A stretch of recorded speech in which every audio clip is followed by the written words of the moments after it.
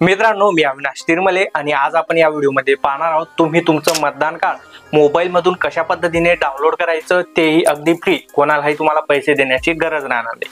पण त्यासाठी हा व्हिडिओ शेवटपर्यंत पहा. चॅनलला पहिल्यांदा भेट दिली असेल तर चॅनलला सबस्क्राइब करून बेल आयकॉनवर क्लिक करून ऑल नोटिफिकेशन ऑन करून द्या, कारण असेच माहितीपूर्ण व्हिडिओ तुम्हाला यापुढेही पाहायला मिळतील.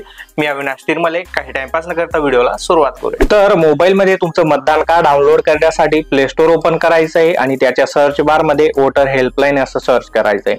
येथे तुम्हाला गव्हर्नमेंटचं ॲप दिसणार आहे, voter helpline election commission of India. त्याला इन्स्टॉल करून ओपन करायचं आहे. ॲप ओपन झाल्यावर तुम्हाला इथे लॉग इन करावं लागेल. या ॲपमध्ये तुम्ही आधीपासून रजिस्ट्रेशन केलं असेल तर तुमचा मोबाईल नंबर आणि पासवर्ड टाकून डायरेक्टली लॉग इन करू शकता. आणि तुम्ही न्यू युजर असाल तर न्यू युजर याच्यावर क्लिक करायचं आहे.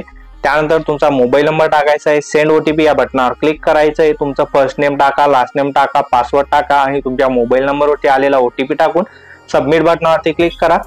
तुमचं येथे सक्सेसफुली अकाउंट तयार होणार आहे. त्यानंतर येथे तुमचा मोबाईल नंबर टाका, तयार केलेला पासवर्ड टाकून सेंड ओटीपी बटनावरती क्लिक करा.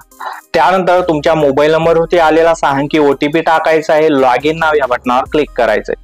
येथे तुम्ही सक्सेसफुली लॉग इन होणार आहात. डाउनलोड ई-पिक असा पर्याय दिसेल, याच्यावर क्लिक करा.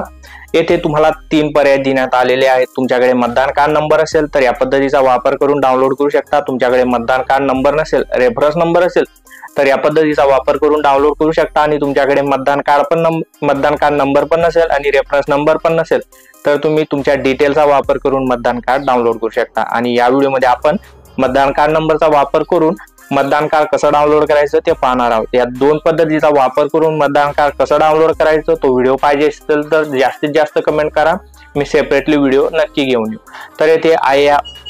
तर येथे येस आय हॅव ई-पिक नंबर याच्यावर तुम्हाला क्लिक करायचं आहे. तुमचं मतदान कार्ड नंबर टाकायचा आहे. तुमचं राज्य निवडायचं आहे. फेच डिटेल याच्यावर क्लिक करायचं आहे. तुम्ही जर का मतदान कार्डचा नंबर बरोबर टाकला असेल तर अशा प्रकारची माहिती येथे येऊन जाणार आहे आणि प्रोसीड बटनावरती क्लिक करायचं आहे.